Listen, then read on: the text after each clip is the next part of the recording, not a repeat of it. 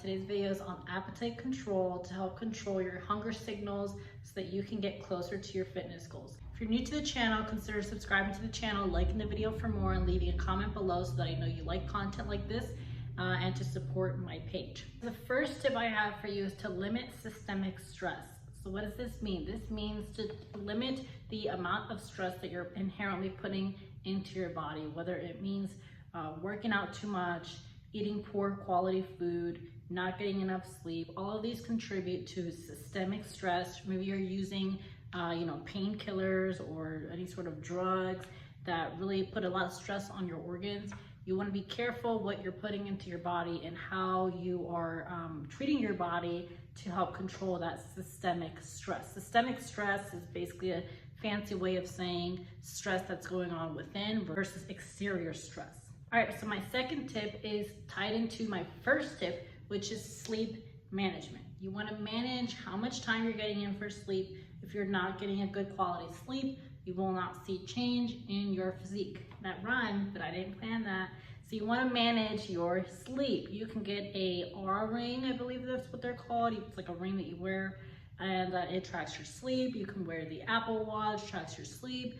Or you can control the screen time that you're on your phone before you go to rest, and maybe start using some blue light glasses, maybe start drinking some ashwagandha tea, some chamomile tea, or limit the amount of TV you watch before you go to sleep.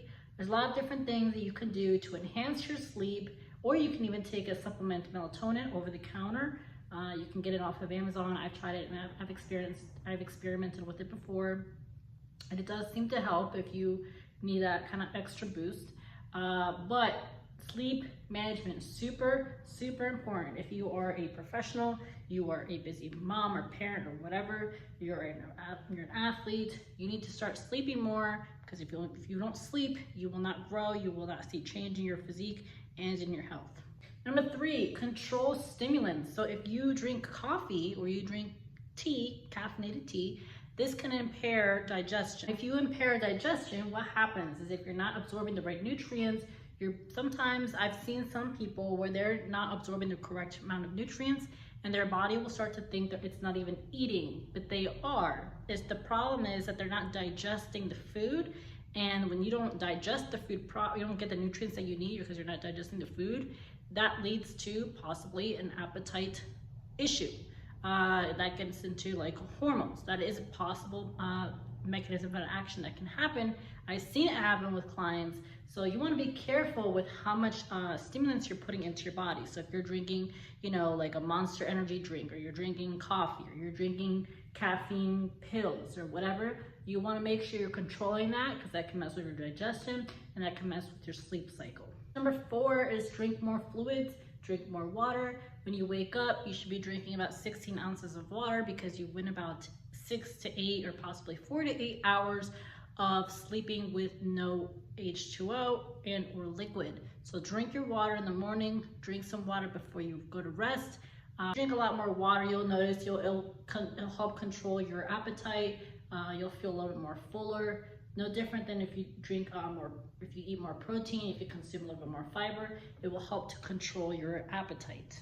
Tip number 5, increase your step count. You can get a pedometer off of Amazon. I talk about it in another video. Pedometers are great. You can attach it to your shirt or to your pants. They're like a little fashionista one, like you can get really one, like a cute one. Just track your steps.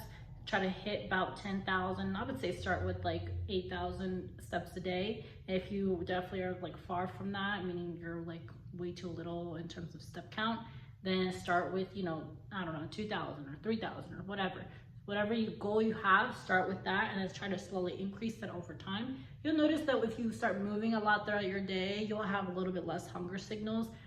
Typically that's the case, not all the time. It depends some people that are, their thyroid, for example, is like super overactive, they might always feel hungry. My next tip is to prep your food in a fun way and make it enjoyable. So try to get foods and make foods that are, delicious and tasty to eat. You don't want to be, eating foods all the time that are boring and bland and, don't bring excitement. Food is part of our way of experiencing pleasure, and we want to enjoy our food with our carbohydrates, with our protein, with our fats, with our oils. So, you can be creative, and you can, pack your little olive oil packs, and, drizzle it over your chicken and your rice before at your work or what have you, or maybe pack your water in a nice fancy glass bottle of water with maybe some strawberries inside, spice it up, make it fun so that you can control that appetite. When you look forward to your food, it really does change things. Maybe put your food in glass containers instead of plastic containers. I prefer glass containers in general. It's better for the food, it's better to warm it up in. But the main takeaway is enjoy your food, okay? Food is meant to be enjoyed, and food is meant to be, delicious and tasty. It doesn't have to be boring and bland. You can get creative with it.